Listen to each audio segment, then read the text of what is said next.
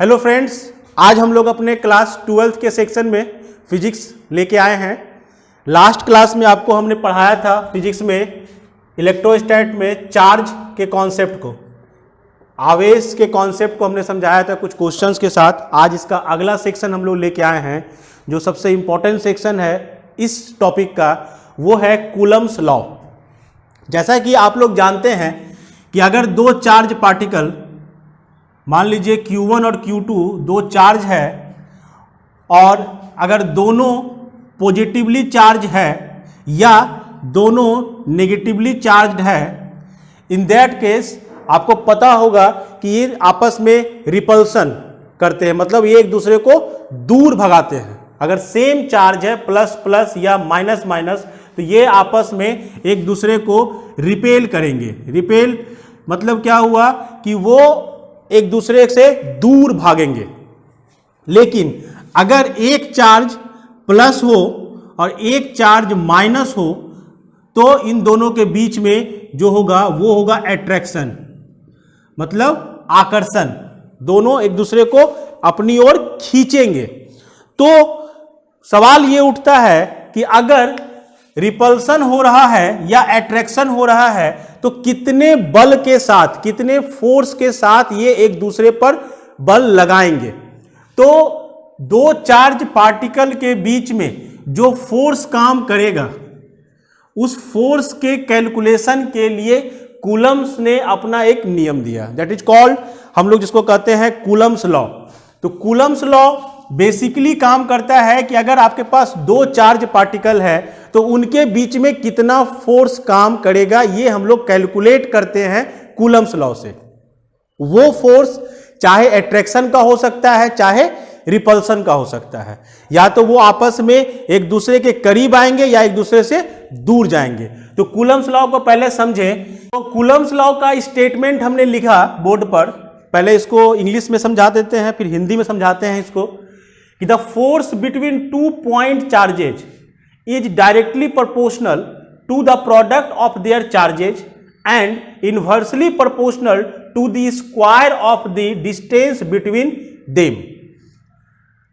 मतलब इसको हिंदी में अगर समझें तो बोलता जाता है कूलम्स लॉ के बारे में कि अगर दो पॉइंट चार्ज, ध्यान से समझिएगा, पॉइंट चार्ज के कॉन्सेप्ट को भी हम समझाएंगे फिर से, कि अगर दो पॉइंट चार्ज है और दोनों को किसी दूरी पर, मान लीजिए कि एक चार्ज Q1 और एक चार्ज Q2 को किसी दूरी, मान लो इस दूरी को हम R मान लें, तो अगर दो चार्ज पार्टिकल को हम किसी दूरी R पर रखे हुए हैं, तो दोनों के बीच में जो बल काम करेगा, जो फोर्स काम करेगा, चाहे वो अट्रैक्शन का हो चाहे रिपल्सन का हो, उस बल का जो वैल्यू होगा वो डायरेक्टली प्रोपोर्शनल, मतलब जो फोर्स होगा वो डायरेक्टली प्रोपोर्शनल, समानुपाती होगा प्रोडक्ट ऑफ देयर चार्जेज, मतलब दोनों चार्ज के गुना के समानुपाती। मींस कि फोर्स जो होगा वो Q1 मल्टीप्लाइड बाय Q2 होगा।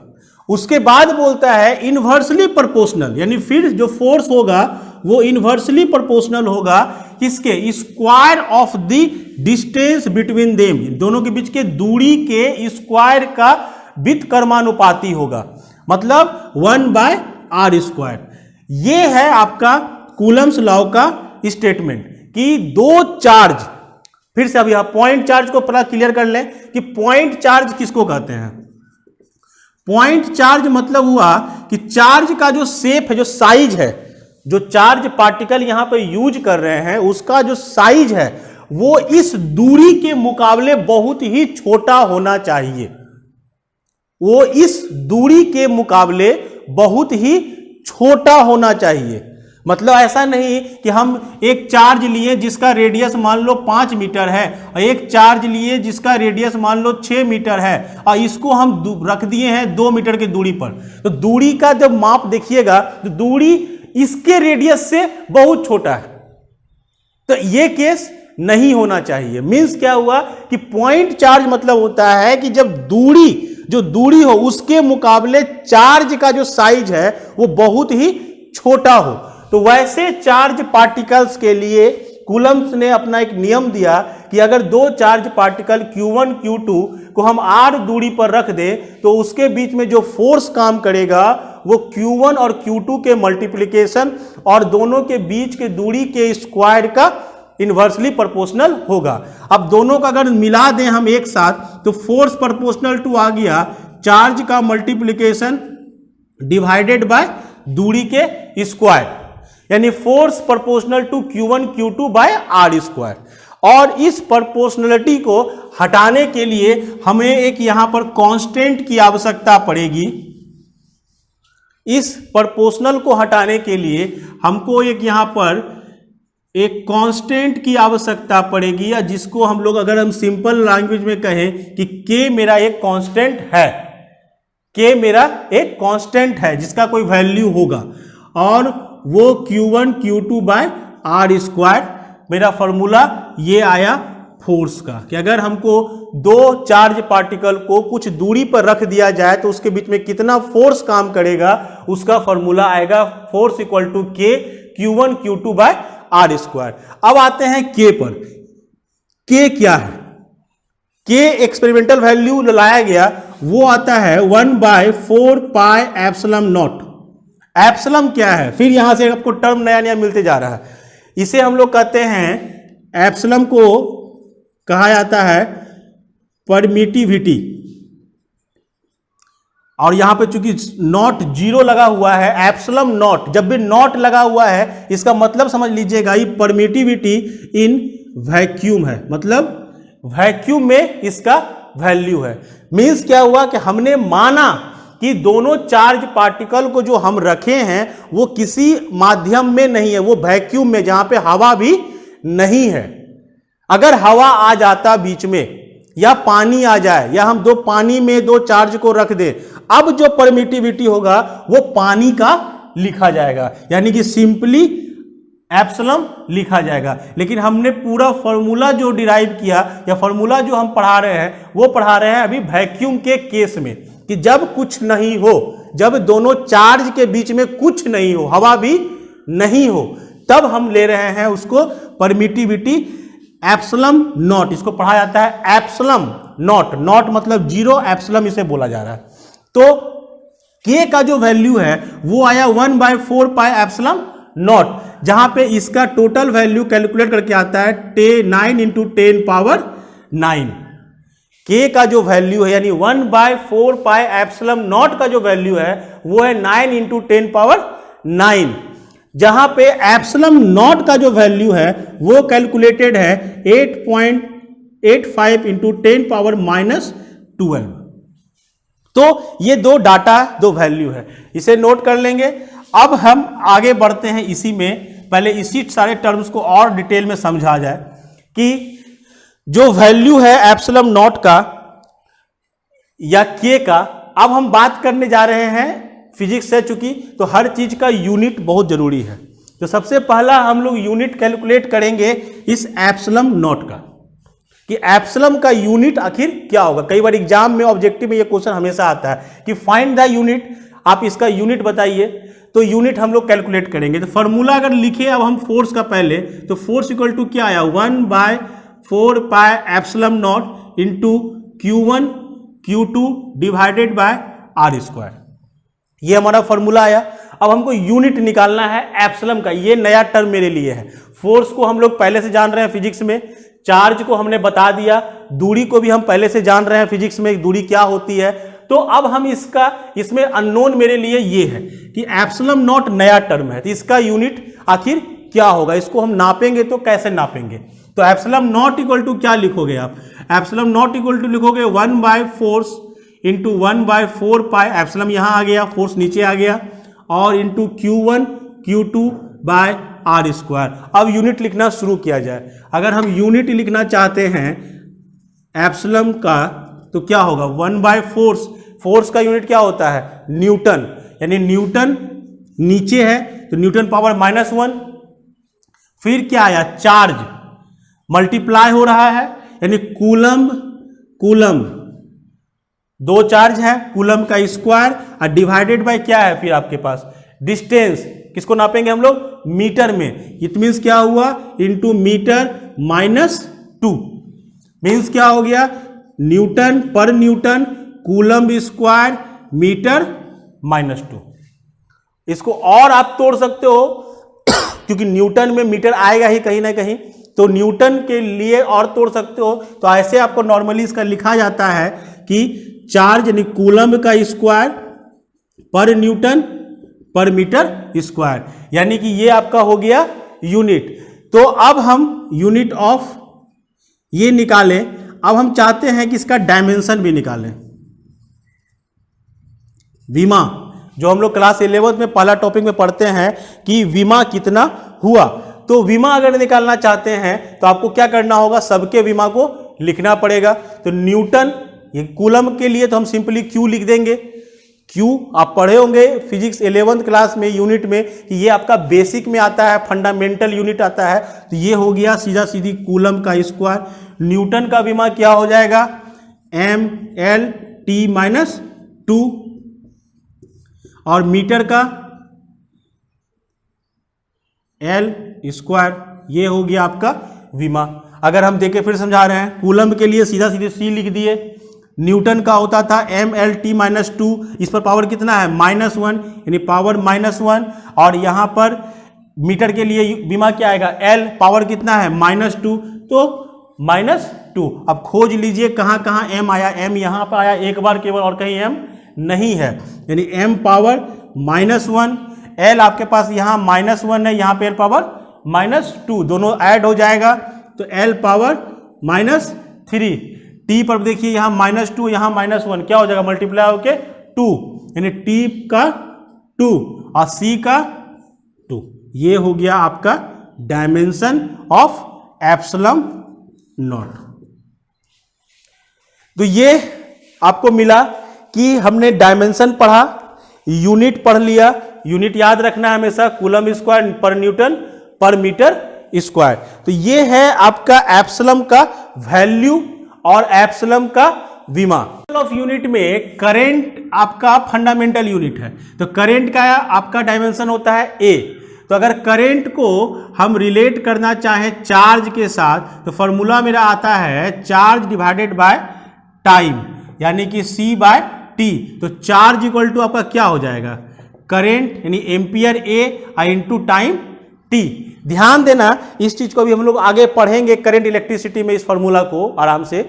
अभी फिलहाल याद रखना आपको है कि करंट और चार्ज में रिलेशनशिप क्या है? Current equal to charge divided by time. तो चार्ज का अगर हम डायमेंशन चाहें लिखना तो क्या होगा? A into T। तो इस वैल्यू को यहां पुट कर दो आप एप्सिलॉन नॉट के लिए।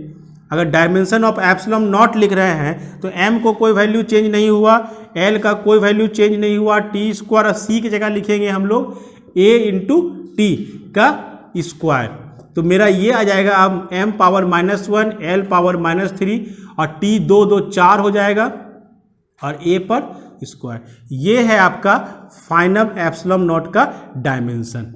ये आपको कैलकुलेट करना आना चाहिए, याद नहीं रखने बोला जाएगा कभी भी, इसको याद मत रखिए, ये कैलकुलेट करेंगे आप। अब हम लोग 2 क्वेश्चन लेंगे और इस कूलम्ब्स लॉ का एप्लीकेशन समझेंगे पहले। कि सबसे पहले अब हम समझेंगे कि किस प्रकार इस फॉर्मूला का उपयोग किया जाना चाहिए। 2 क्वेश्चन लिखा हुआ है, ध्यान से देखिएगा। पहला क्वेश्चन बोलता है calculate the force between 2 charges each of 10 coulomb separated by distance of 10 metre. Hindi में समझा देते हैं कि 2 चार्ज पार्टिकल रखे हुए हैं, 2 चार्ज है जिसका वैल्यू है 10 कूलम्ब, दोनों का 10 कूलम्ब 10 कूलम्ब, और दोनों को रखा गया है 10 मीटर की दूरी पर। आपको निकालना क्या है? कैलकुलेट द फोर्स, दोनों के बीच में कितना फोर्स काम कर रहा है। तो अगर सॉल्यूशन करें इसका तो 2 चार्ज है Q और Q दोनों का वैल्यू सेम, इसलिए दोनों Q लिखा गया, और दोनों के बीच का डिस्टेंस जो है वो है 10 मीटर। ध्यान दीजिएगा, इसमें हमेशा यूनिट्स को जरूर देखना, यूनिट्स किस यूनिट में दिया हुआ है। यहां चार्ज दिया हुआ है आपको 10 कूलम्ब, यानी कूलम्ब में ही दिया हुआ है। 10C चार्ज यहां है, 10C चार्ज यहां है। तोड़ो, क्वेश्चन को तोड़ना सीखिए। कूलम्ब में चार्ज है मीटर में डिस्टेंस है, एसआई यूनिट को कॉन्सेप्ट दिमाग में उठा के रखिए कि हमको क्या क्या चाहिए। ये मीटर में है, चलो सही है, ये एसआई यूनिट में काम कर रहा है, कोई दिक्कत नहीं। कूलम में है, कोई दिक्कत नहीं है, सही है। दोनों चार्ज सेम है, इतना तो दिमाग में बैठ जाना चाहिए। चार्ज सेम है मतलब क्या होगा, रिपल्सन, एक दूसरे को दूर फेंकेगा, यानी फोर्स कहां जाएगा, बाहर की ओर लगेगा। ये आगे हम लोग पढ़ेंगे भी, जब इसका वेक्टर फॉर्म पढ़ेंगे डायरेक्शन के साथ तो हम उसको पढ़ेंगे। फिलहाल हम कैलकुलेशन पर ध्यान दें। तो चार्ज का वैल्यू यानी Q1 और Q2 दोनों बराबर है, दोनों का वैल्यू 10 कूलम। डिस्टेंस कितना दिया हुआ है, 10 मीटर। तो हमारा फोर्स का फॉर्मूला क्या था, 1/4 pi epsilon naught Q1 Q2 divided by R square. Value put करना शुरू करें। 1/4 पाई एप्सिलॉन नॉट का वैल्यू कितना था, 9 × 10⁻9 मल्टीप्लाई बाय चार्ज का multiplication means 10 coulomb multiply by 10 coulomb divided by distance का स्क्वायर यानी 10 का स्क्वायर। दिख रहा होगा 10 कट गया, क्या बचा, 9 × 10⁻9। यूनिट क्या होगा, न्यूटन, यानी कि 9 × 10⁻9 न्यूटन का फोर्स काम करेगा दोनों के बीच में। नेक्स्ट क्वेश्चन पे आते हैं। इसमें बोला गया calculate the force between two charges each of 20 milli coulomb separated by distance 20 centimetre. यानी क्वेश्चन बोल रहा है कि आप फोर्स कैलकुलेट करो, अगर दो चार्ज है, दोनों का वैल्यू 20 मिली कूलम है, 20 मिली कूलम, और सेपरेट कितना है, दोनों के बीच में जो डिस्टेंस है वो कितने का है, 20 सेंटीमीटर। यानी इसी क्वेश्चन को हम देखें फिर से, केवल हमने यहाँ पे यूनिट चेंज कर दिया और वैल्यू बदल दिया है। तो चार्ज का वैल्यू जो दिया हुआ है आपको वो है 20 milli coulomb, 20 milli coulomb, 20 milli coulomb. Distance कितना दिया हुआ है, 20 सेंटीमीटर। अब आपको क्या करना होगा, पहले एसआई यूनिट में बदलिए।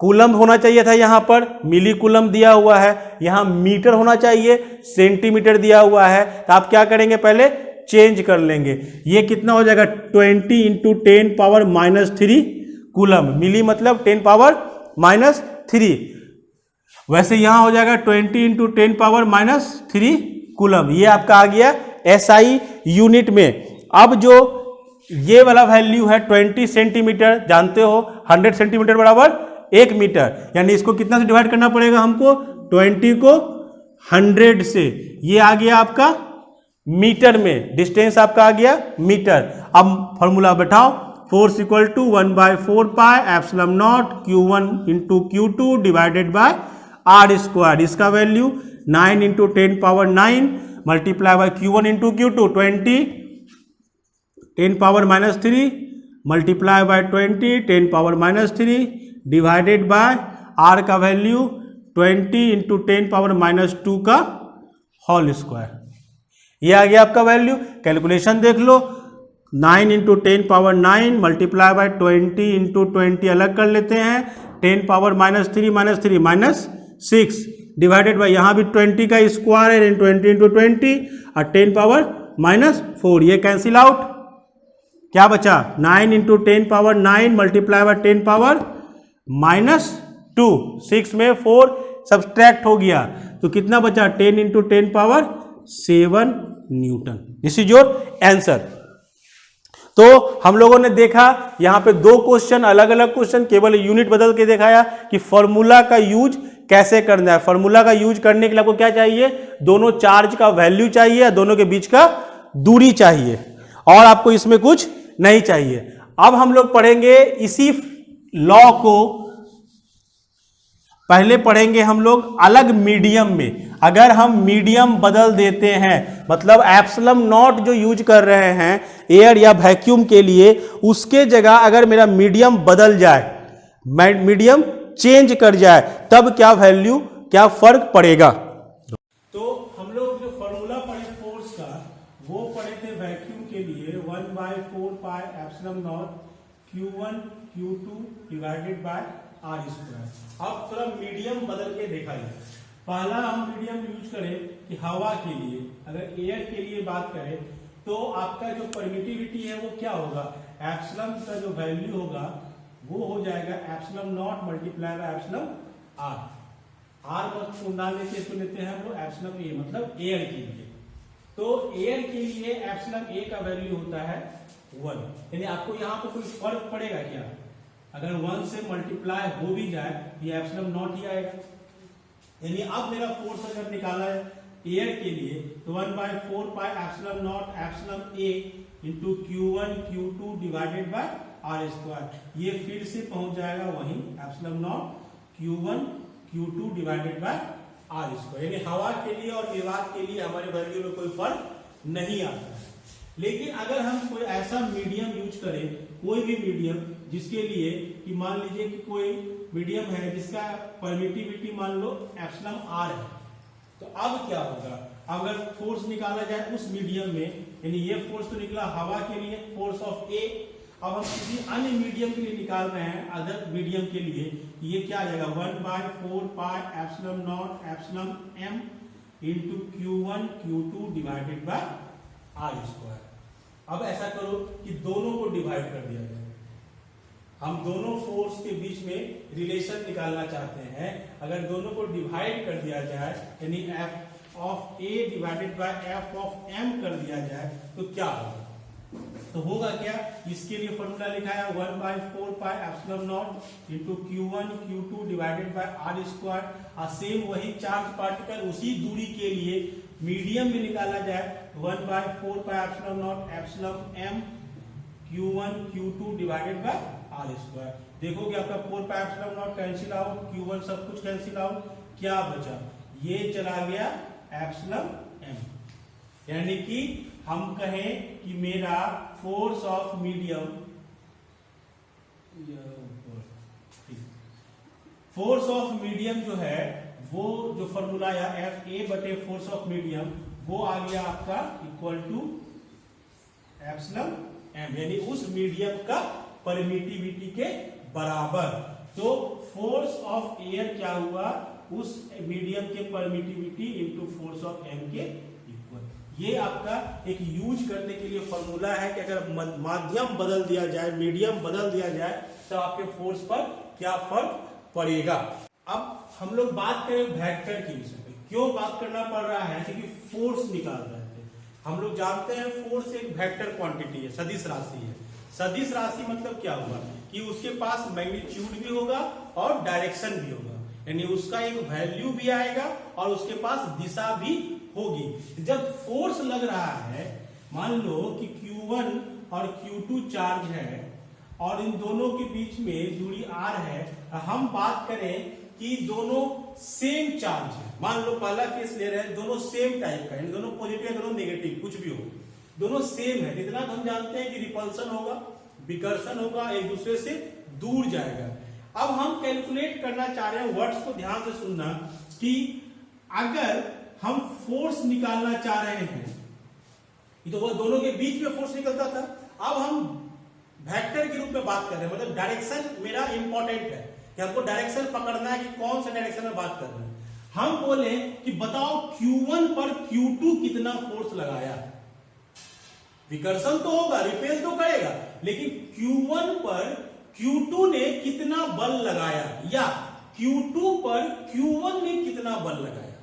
तो लिखने का मतलब क्या है कि लिखते हैं F12, मतलब क्या हुआ कि फोर्स एक नंबर पर दो नंबर ने लगाया, फोर्स एक नंबर पर दो नंबर ने लगाया। यानी अगर F1 इस पर बल ये लगा रहा है तो क्या करेगा, इसको दूर भागेगा, यानी कि Q1 इसको क्या करेगा, इस डायरेक्शन में दूर करेगा। यानी कि फोर्स निकाल रहे हैं हम 1 2 का मतलब क्या हुआ, एक नंबर पर दो नंबर ने कितना लगाया। वैसे ही अगर लिखे F21 मतलब क्या हुआ कि दो नंबर पर एक नंबर ने कितना बल लगाया, मतलब इस पर क्या मिलेगा बल, इस डायरेक्शन में। फोर्स का वैल्यू सेम है, फोर्स का वैल्यू सेम है, लेकिन डायरेक्शन अगर हम बात करेंगे इस चार्ज पर इसके द्वारा, तो डायरेक्शन कहां आया, F12 इधर आ रहा है, और अगर हम बात करें इस चार्ज पर इसने कितना बल लगाया, तो F2m इधर आ रहा है। देखो गौर से, F12 और F21 का डायरेक्शन कैसा है, जस्ट ऑपोजिट है। यानी कि हम कह सकते हैं कि F12 equal to minus F21, अगर वेक्टर साइन के साथ हम बात करना शुरू करें तो बल का वैल्यू सेम है, डायरेक्शन बदल गया। अब इसका एक रूप और मिलेगा आपको, जो आपको क्वेश्चंस में दिखाई देगा खास करके। इसके लिए थोड़ा सा वेक्टर का रिवीजन करना आप लोगों के लिए जरूरी हो जाएगा। जैसे मान लो कि क्वेश्चन दिया जा रहा है कि एक ट्रायंगल है, एक ट्रायंगल है, मान लेते हैं इक्विलैटरल समबाहु त्रिभुज है। समबाहु मतलब क्या होता है? इक्विलैटरल मतलब जिसकी सभी भुजाएं बराबर हो और एंगल कितना का हो?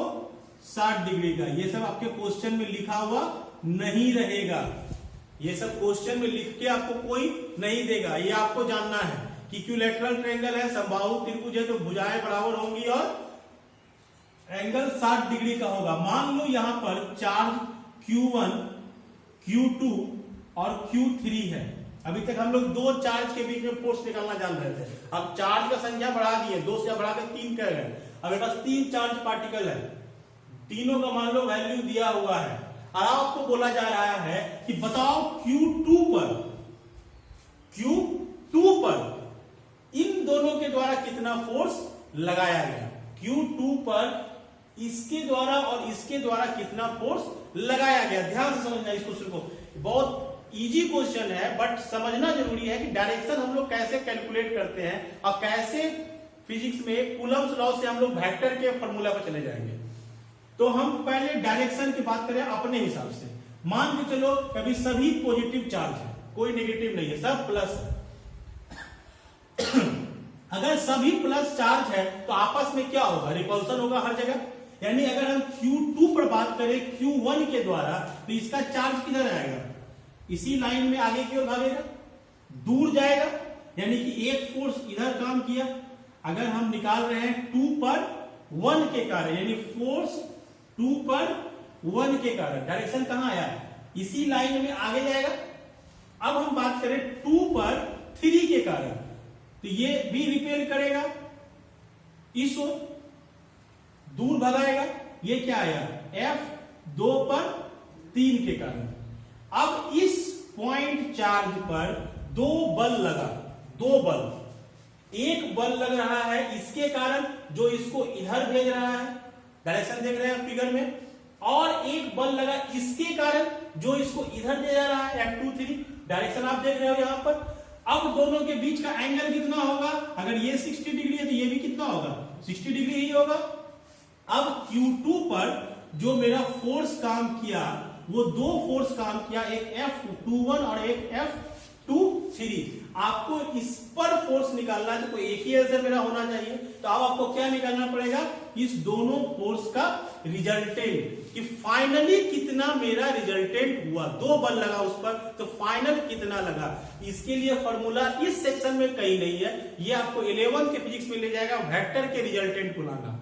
कि अगर हम जानते हैं कि 2 वेक्टर क्वांटिटी है, एक वेक्टर P है और एक वेक्टर Q है, और दोनों एक दूसरे पर थीटा एंगल से इंक्लाइंड है, दोनों अगर थीटा एंगल पर इंक्लाइंड है तो रिजल्टेंट वेक्टर जो R होता था, जो P प्लस Q कहते थे हम लोग, अब बोलते थे रिजल्टेंट वेक्टर R होता था, इस R का वैल्यू कितना होगा? तो फॉर्मूला आपने पढ़ा था 11th में, that is called P square plus Q square plus 2PQ cos theta under root.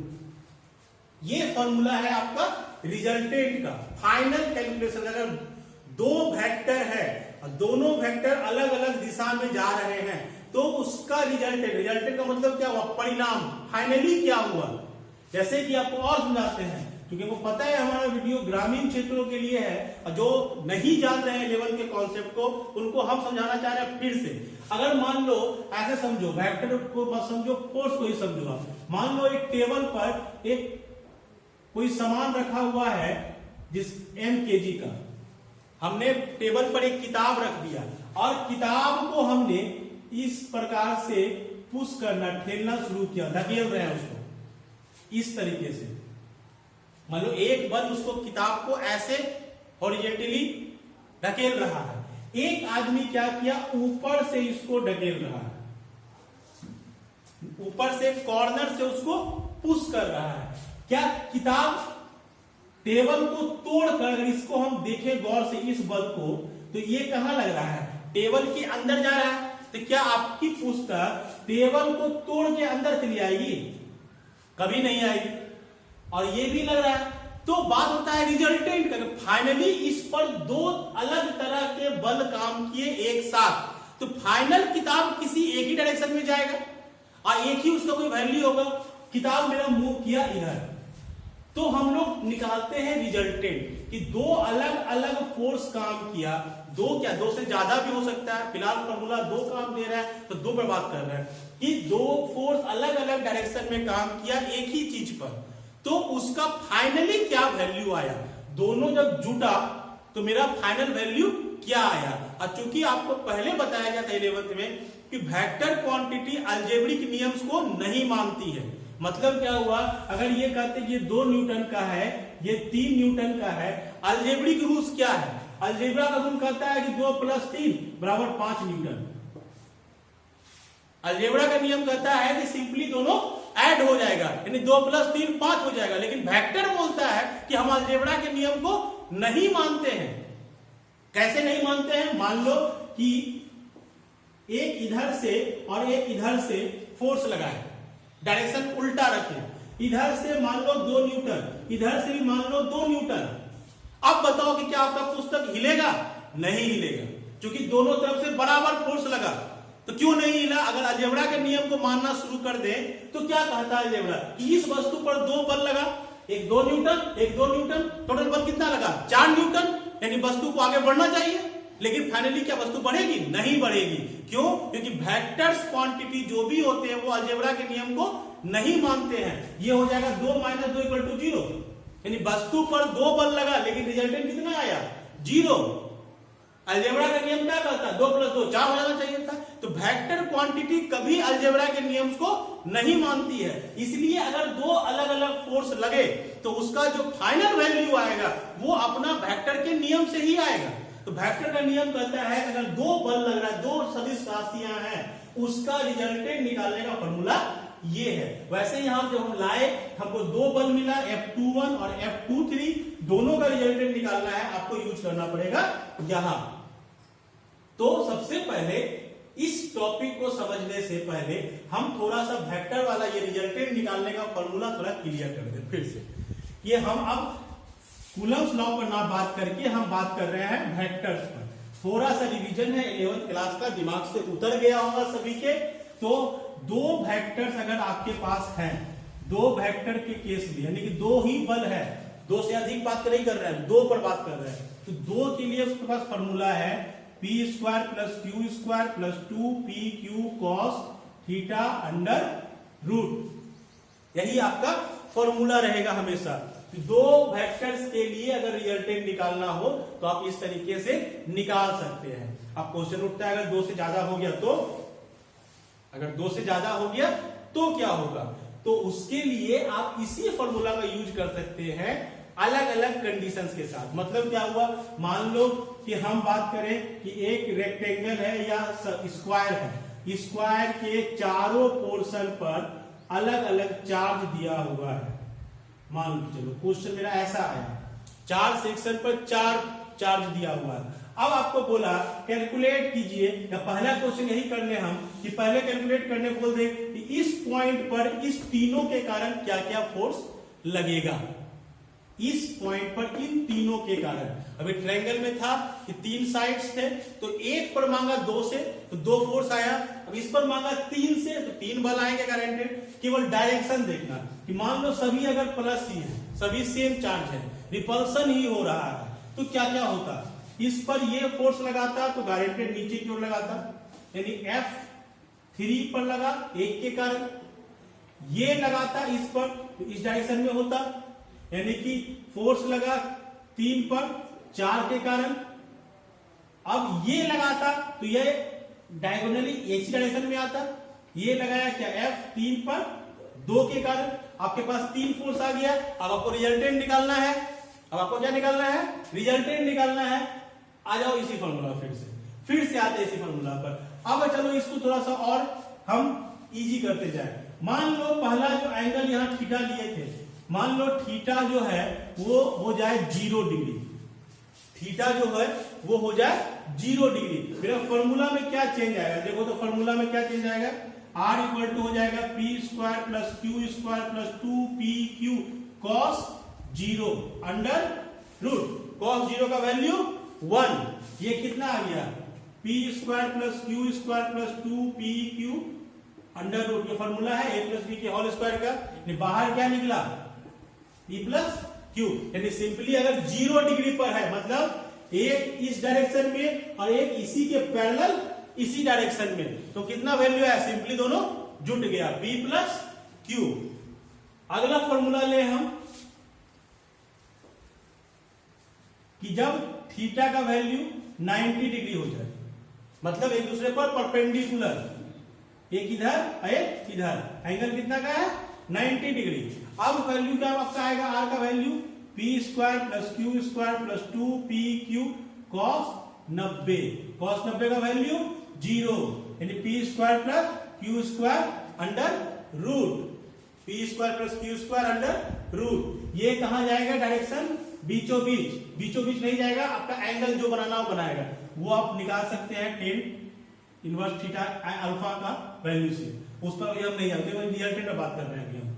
फिर थीटा का वैल्यू ले लो 180 डिग्री, यानी कि आपका रिजल्टेंट क्या लिखाएगा, P square plus Q square plus 2pq cos 180, cos 180 का वैल्यू -1, यानी P square plus Q square minus 2pq, किसका फॉर्मूला है p माइनस क्यू के होल स्क्वायर का, यानी कि 180 मतलब क्या हुआ, एक इधर तो एक इधर, अगर ऑपोजिट डायरेक्शन में है तो क्या हुआ, सिंपली माइनस हो गया। तो अब हम आते हैं, अभी जो क्वेश्चन बोल रहे थे उस पर आते हैं। जब हमने स्क्वायर बनाया, हमने देखा एक फोर्स यहां, एक फोर्स यहां, एक फोर्स यहां लग रहा है, तो ये दोनों का रिजल्टेंट हम निकाल लें पहले, ये दोनों का रिजल्टेंट हम निकाल लें, दो का निकाल लेते हैं, दो का निकल जाएगा तो बीचों बीच कहीं ना कहीं आएगा ही।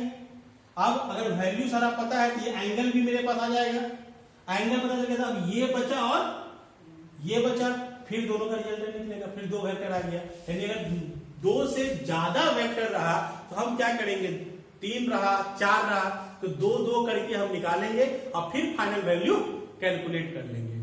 तो हड़बड़ाना नहीं है इस तरह के क्वेश्चंस में, हमको केवल इस रिजल्टेंट के फॉर्मूला को याद रखना है। अभी छोटा छोटा क्वेश्चन से दिखाएंगे कि इसका अप्लाई हम लोग कैसे करेंगे। एक क्वेश्चन लिखे हम सिंपल सा भी कि मान लो कि फिगर दिया हुआ है, बोल रहा है कैलकुलेट करो फोर्स को ए पॉइंट पर। तो फिगर देखो, ये एक स्क्वायर है, क्वेश्चन में ये एक स्क्वायर है जिसमें आपको दिया हुआ है, इसका साइड 4 सेंटीमीटर है और अलग अलग पोर्शन पर अलग अलग चार्ज लिखा हुआ है। आपको इस पॉइंट पर फोर्स निकालना है बाकी तीनों के कारण। तो सॉल्यूशन अगर इसका बना है तो पहला काम जो मेरे पास कूलम्स लॉ से फॉर्मूला है उसको देखेंगे। मान लो यहाँ पर है 16 10 पावर -9 कूलम, यहाँ पर +1 कूलम, यहाँ पे है 32 इंटू 10 पावर -9 कूलम, यहाँ पर है आपका -16 इंटू 10 पावर -कूलम। मान के चलो ये Q1 है, ये Q2 है, ये Q3 है, ये Q4 है, डिस्टेंस सबका सेम है, मान लो R। कैलकुलेशन स्टार्टिंग में हम लोग बहुत कम करते हैं, लास्ट में केवल कैलकुलेशन होगा। तो यहां पर अगर हम फोर्स की बात करना शुरू करें तो इस पॉइंट पर इसके द्वारा कितना फोर्स लगेगा और कहां लगेगा, जल्दी जल्दी सोचते जाओ। Q1 पर फोर्स लगाएगा Q2, डायरेक्शन क्या होगा, रिपल्सन होगा, प्लस प्लस दोनों है, भागेगा, इसको दूर ढकेलेगा। Q1 पर Q2 क्या करेगा, Q1 को पुश करेगा, यानी फोर्स 1 2 इधर लगा, ठीक है।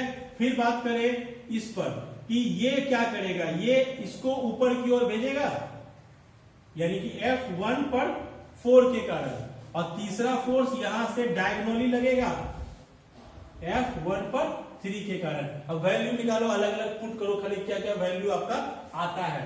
F1 का वैल्यू क्या लिखोगे, F12 का वैल्यू क्या लिखोगे, 1/4 pi epsilon naught Q1 into Q2, Q1 into Q2 divided by distance R square. Q1 का वैल्यू 1 है, आपको पता है। Q2 का वैल्यू क्या है 16, पुट करके कैलकुलेट कर लेंगे। वैसे ही F1 पर निकाले हम 3 के कारण 1/4 pi epsilon naught Q1 Q3 by distance. ये ध्यान देना, ये डिस्टेंस क्या होगा, क्योंकि हमको स्क्वायर का साइड दिया हुआ है, ये क्या है, डायगोनल है, इसका विकर्ण है, तो निकल जाएगा ये √2r। ये लोग का फॉर्मूला कि अगर राइट एंगल ट्रायंगल है, ये x है, ये y, ये होगा x² प्लस y², दोनों सेम है, r² plus r² under root यानी √2r। ये क्या हो गया, डायगोनल, यानी यहाँ क्या लिखाएगा, √2r का होल स्क्वायर। फिर बात करें f पर 1/4 के कारण 1/4 पर epsilon naught Q1 Q4 divided by r²। अब आपको क्या करना है, इसमें डाटा सब आपको पता है, पुट करो, वैल्यू निकालो F12 F13 F14 का। अब देखोगे आप कि A1 अगर इसको और इसको देखें, इसको और इसको, ये गलती हुआ है हम लोग का कि यहाँ पर ये चार्ज पॉजिटिव था, ये नेगेटिव था, ये अट्रैक्ट करेगा, ये डायरेक्शन मेरा ऊपर नहीं आके ये अपनी ओर खींचेगा, इस ओर आ रहा है। F1 इस पर फोर्स निकाल रहे हैं, इसके कारण ये प्लस चार्ज है, ये माइनस चार्ज में क्या होगा, अट्रैक्शन होगा, अपनी ओर खींचेगा। ये आपका यहाँ हो जाएगा F14। तीनों वैल्यू कैलकुलेट कर लीजिए, आपको मिलेगा ये वाला वैल्यू जो है मैग्नीट्यूड। यहां पर भी इसमें देखो फॉर्मूला, Q1 का वैल्यू 1, Q4 का वैल्यू 16 × 10⁻⁹, और इसमें भी देखो Q1 का वैल्यू 1 और Q2 का वैल्यू 16 × 10⁻⁹।